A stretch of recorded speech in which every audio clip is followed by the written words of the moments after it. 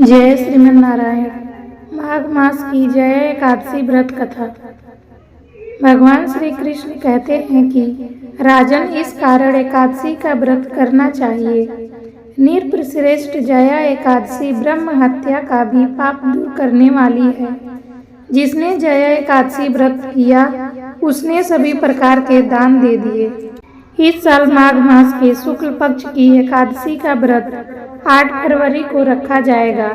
इसे जया एकादशी कहते हैं। इस व्रत को रखने से पिशाच योनि से मुक्ति मिलती है।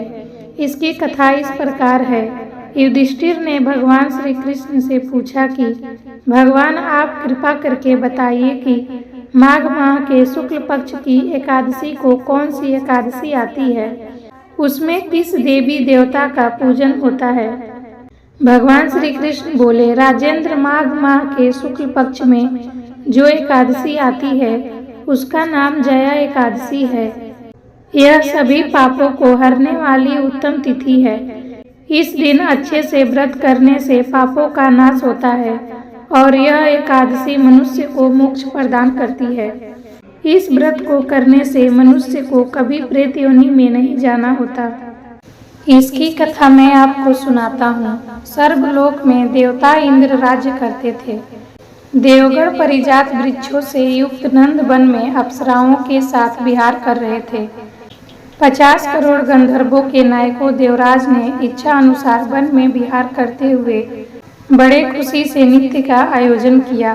गंधर्व उसमें गान कर रहे थे, जिनमें पुष्पदंत, चित्रसेन और उसका पुत्र 3 लोग प्रधान थे। चित्रसेन की स्त्री का नाम मालिनी था। मालिनी से एक कन्या पैदा हुई जो पुष्पवती के नाम से प्रसिद्ध थी। पुष्पदंत गंधर्व का एक पुत्र था जिसको लोग माल्यवान कहते थे।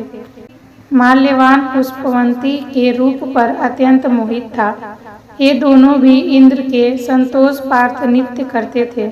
ये दोनों भी इंद्र के संतोष पार्थ नृत्य करने के लिए आए थे। इन दोनों का गान हो रहा था। इनके साथ अप्सराएं भी थी।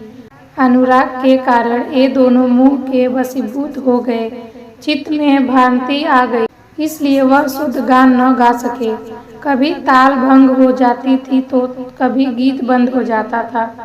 इस प्रमाद पर इंद्र ने इस प्रमाद पर विचार किया और इसे अपना अपमान समझकर कुपित हो गए। इस प्रकार इन दोनों को शाप देते हुए वे बोले, ओ मूर्खों, तुम दोनों पर धिक्कार है।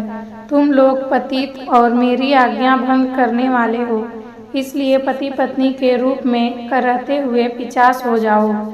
इंद्र के इस प्रकार शाप देने पर इन दोनों के मन में बड़ा दुख हुआ। वे हिमालय पर्वत पर चले गए और पिशाच योनि को पाकर भयंकर दुख भोगने लगे। शारीरिक पातक से उत्पन्न ताप से पीड़ित होकर दोनों ही पर्वत की कंदराओं में विचरण करते थे। एक दिन पिशाच ने अपनी पत्नी पिशाची से कहा, हमने कौन सा पाप किया जिससे वह पिशाच योनि प्राप्त हुई। नरक का कष्ट बहुत भयंकर है और पिशाच योनि भी बहुत दुख देने वाली है।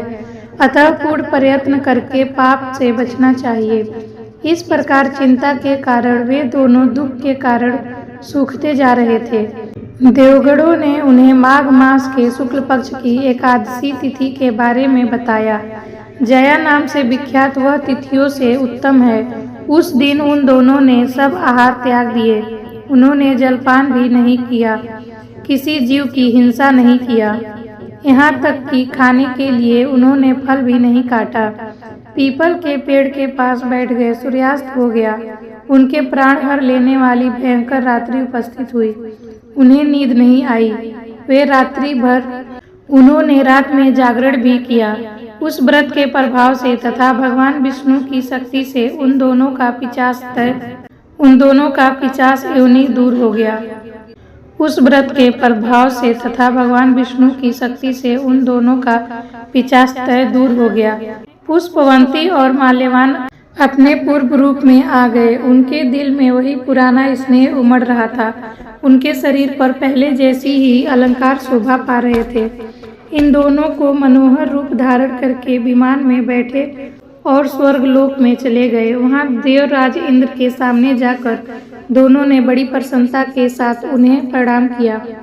उन्हें उस रूप में देखकर इंद्र को बड़ा आश्चर्य हुआ। उन्होंने पूछा, बताओ किस पुण्य के प्रताप से तुम दोनों को पिशाच योनि से मुक्ति मिली है? तुम मेरे श्राप को प्राप्त हो चुके थे, फिर किस देवता ने तुम्हें इससे छुटकारा दिलवाया?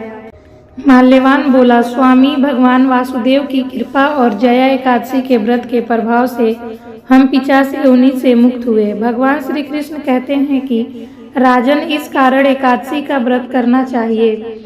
नृप श्रेष्ठ, जया एकादशी ब्रह्म हत्या का भी पाप दूर करने वाली है। जिसने जया एकादशी व्रत कर लिया और सभी प्रकार के यज्ञों का अनुष्ठान कर लिया, इस महात्म्य के पढ़ने और सुनने से अग्नि दोष यज्ञ का फल मिलता है। तो आप भी एकादशी का व्रत अवश्य करें और कथा सुनें। आपको यह कथा कैसी लगी कमेंट में जरूर बताइए और सब प्यार से बोलिए जय श्रीमन नारायण, राधे राधे।